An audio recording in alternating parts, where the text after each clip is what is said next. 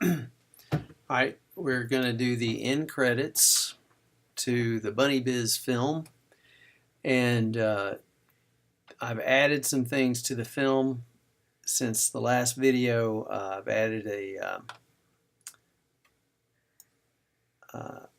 conversation. Well, I've had the bunny reply to Lucky Dog, and then the punchline where Lucky gets hit by a cat in a spaceship. And so the movie ends, and now the movie ends at frame 8:10, and so now it's time for end credits. And I'm just gonna, to make it a nice even number, I'm gonna have the film be 1,000 frames long. Okay, so I'm going to create a layer to put the end credits on. I'm gonna put that layer above the title layer. So here we go. There's the title layer. I'll do new layer and I'll call it end credits. Okay.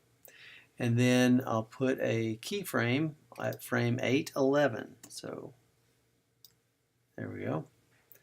All right. And on the fader layer, I'm going to need the fader to come back. So I'm going to put a keyframe there. And now I want that fader to come. I want to use it again. So I'm going to unlock my layers, and I need to go back to frame 1. Select that fader and copy it. Now I'll go out here to 8:11, and I'll paste in place. Shift Command V. So now I've got the fader on 8:11. All right.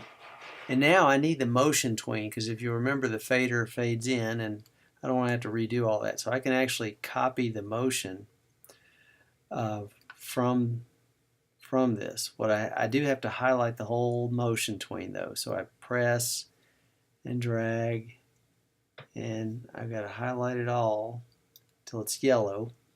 I'll do Control press, and I'll do copy motion. And then I'll go back out here to 8:11 on the fader layer. I can do Control press, paste motion, and now I've got that duplicated out here. Now there is a problem. It's black and fades out to white, so I actually want the opposite of this. I want it to reverse what it did before, and there is a way to do that. I can do a Control press on this and do it's off the screen, but if I go down here at the bottom of my choices, there's a choice that says reverse keyframes, and that reversed the keyframe, so now the fader fades in instead of out. Reverse keyframes. Okay. All right. Now I'm going to extend all frames to 894, because that's how far the motion tween goes. So I'm going to go from here down to there and do F5, and then below it all the way to the bottom, do F5. So everything exists all the way to where the fader fades in at 894. Okay. Now I'm going to extend all the frames to 1,000. Let's see if I'm at the top. Okay. I'll just go to the top there, go all the way to the bottom, F5 to 1,000. Okay. Now I'm going to go, there are no credits yet, so I'm going to go to frame 8:11 of the credits layer, and I'm going to make some credits. So I'm going to get the type tool, type in here the end, not the ends, the end. I'll highlight that, maybe make it a yellow, because it's so that it'll pop out against the black. I have to keep saying the ends. Okay. All right. And I'll want to make this much bigger. Maybe that's about 60, yeah, 60 points, plenty big enough. Okay, and then the font, see if I can remember what font that is. I think it's got Tune in the title. Let's see.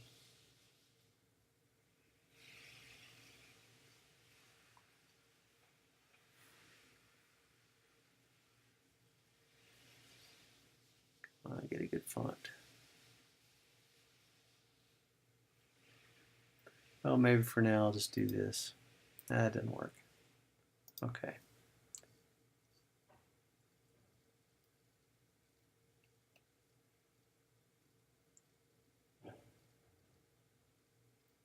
Tune time, there we go. Okay. All right, so I'll move this kind of over here, middle, and then I'll make another text box.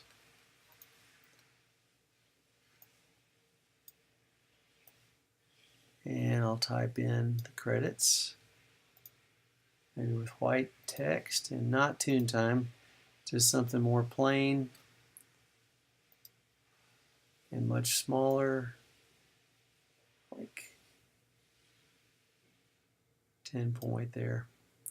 Okay, story and art by Mike Jones Jr. Music by, and I got this from the Flash Kit site, and this is the name they gave. I don't know how to pronounce it. I guess it's the name of the company. Okay, and then voices.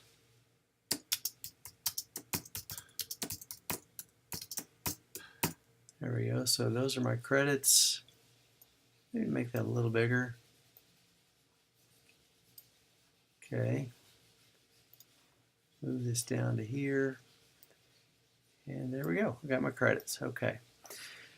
All right. Now I'm going to convert them to a movie clip. So I'm going to select both of these type boxes. And I'll do modify, convert to symbol. And can I make it a movie clip called End Credits, like that.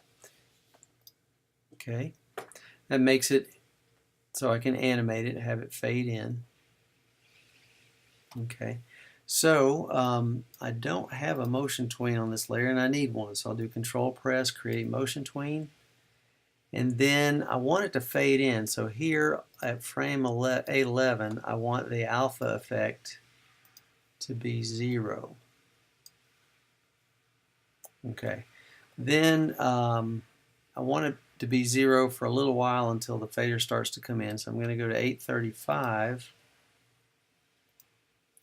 and do another keyframe. And here as well, I'll just make sure that the alpha is still 0. Okay, and then at the end, I'll go to, and I want it to be, instead of going to 1,000 to make it 100%, I'm going to go to 900 and make it 100% alpha at 900. That way it'll be there for a while so people can read it for a few seconds before the end of the film. Okay. All right. Now we do want this. We don't want the, if we don't want the film to loop, we need to have it stop. And so we're going to use something called ActionScript. And this is for animations that are made with ActionScript 3. If you are using HTML5, the script that I'm about to use will not work. You'll have to type in the word this dot before it would work. But we need an actions layer. So I'm going to make a layer above the top layer, the music layer. I'm going to make a new layer, call it Actions. And then on the very last frame, frame 1000, I'll make a keyframe. and then I'll get the actions window under window, and I'll type in stop open close parenthesis semicolon, and that is the action script for action script 3. If you're doing HTML5, it'll be THIS dot first. Okay, but this is an action script 3 file. All right, so there we go. And then once you do that, you see the little A there, and that will stop the film. It will keep it from looping. Okay. All right, now we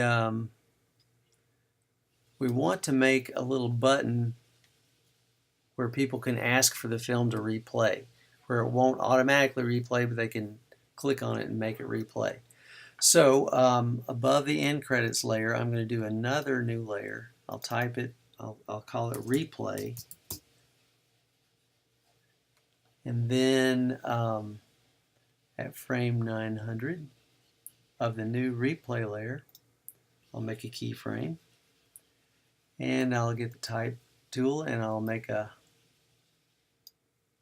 little box here. I'll type in replay. And just so people can see it, I'll go ahead and use the same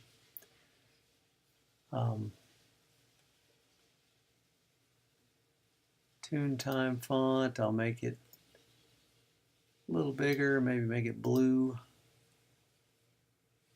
a lighter blue so it can be seen.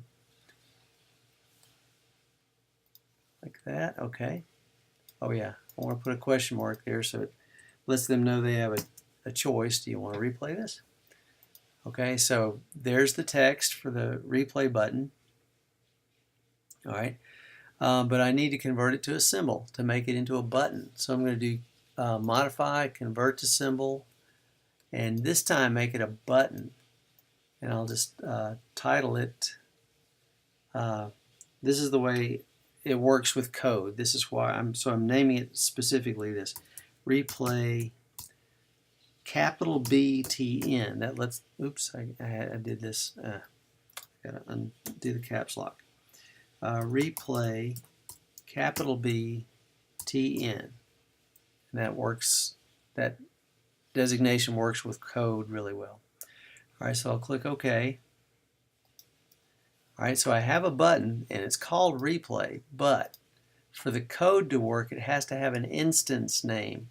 So I deselect, I select the replay button, I go to properties, and it is a button, and it's called replay button, but it needs to have something called an instance name. So I have to, and I'm going to call it replay is the instance name. And that's just to make the code work later that we're going to put in there. Okay. All right, now, since it is a button, when we double click on it, there are going to be some states of the button. Like here's the up state. All right, well, I need to make an over state, so I'm going to click on, this is like a little timeline too inside the button. There's the up state, so where it says over, I'm going to put F6 as a keyframe, and I'm going to change the color to a yellow. And that's like it's like a film within a film here, this little button, see? Because when I go to the up state, it's blue. The over state, it becomes yellow. The down state, I can just put F6 again or nothing because I'm going to keep that as yellow. But I need to go to the hit state and do F6 and create a box. And this hit state is going to be invisible. But, and I tend to like to make these hit state green. Actually, I don't really even need the, oh yeah, I do, okay. I don't need the stroke. I'll select the fill.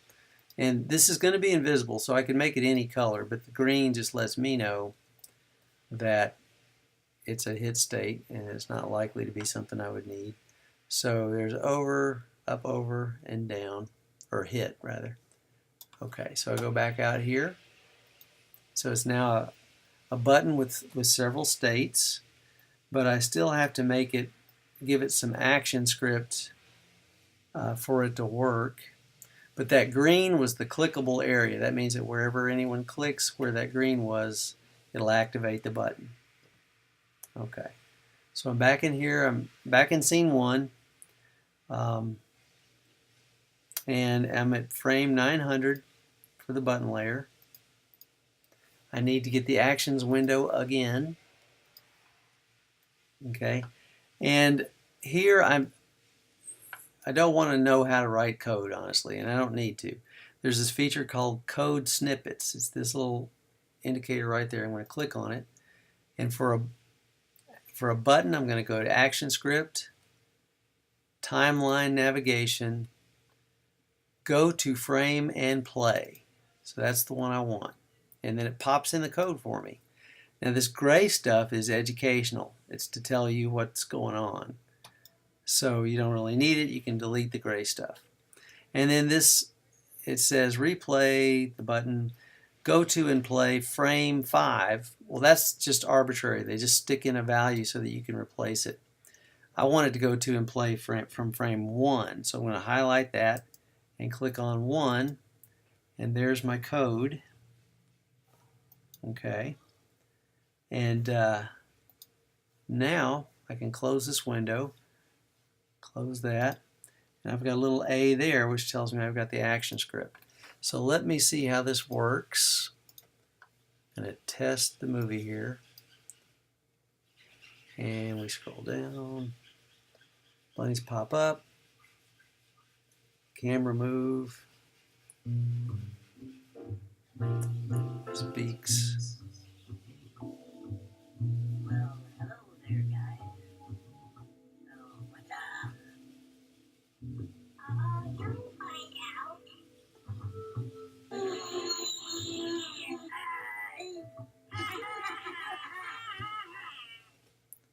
Okay, the fader comes in, the credits pop up, and there's the replay button. Let's see if it works. Yep, it does.